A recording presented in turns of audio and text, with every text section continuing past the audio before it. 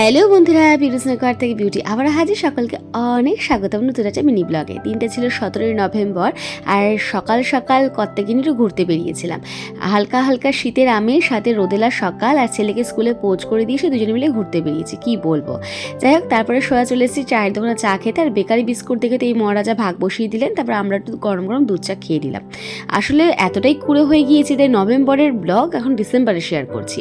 যাই হোক, চাটা খেয়ে সোজা চলে এসেছি স্কুলে, ছেলেকে নিতে এসেছি, মানে বাড়ি নিয়ে যাব, ছুটি হবে। আর এই সময়টাতে আমরা প্রত্যেকটা গার্জিয়ান দাঁড়িয়ে একটু গল্পগুজব করি, মারা তারপর ছেলেদের বা বাচ্চাদেরকে নিয়ে বাড়িতে আসি। আর ছেলেও তার বাবাকে দিয়ে বেজায় খুশি। তারপর বাড়িতে ঢুকে বেশ কিছুক্ষণ রেস্ট করে স্নান করে সাজুগুজু করে বেরিয়ে পড়লাম। সেদিনকে বাইরে লাঞ্চটা সেরেছিলাম, গিয়েছিলাম সোদপুরে আরসালানে। আর আমি আর আমার কর্তামশাই দুজনেই আরসালানে খেতে ভীষণ ভালোবাসি, স্পেশালি আরসালানের মাটন বিরিয়ানিটা। তাই অর্ডার দিয়ে দিয়েছিলাম মাটন বিরিয়ানির সাথে আরও খাবার দিয়েছিলাম। আর এখানে তো আমার কর্তামশাই গ্রিন স্যালাড খেয়ে পেটের অর্ধেকটা ভরিয়ে ফেলেছিল। যাই হোক, যেটা দিয়েছিলাম অর্ডার সেটা বলি, স্পেশাল মাটন বিরিয়ানি। আমার জন্য ছিল, আমার ছেলের জন্য ছিল চিকেন টেংরি কাবাব, আর কর্তামশাই নিয়েছিল রুমালি রুটির সাথে মাটন রেজালা, যেটা নাকি খেতে খুব ভালোই ছিল। আমি একটুখানি পরে শুধু গ্রেভিটাই খেয়েছিলাম, বেশ ভালোই টেস্ট ছিল।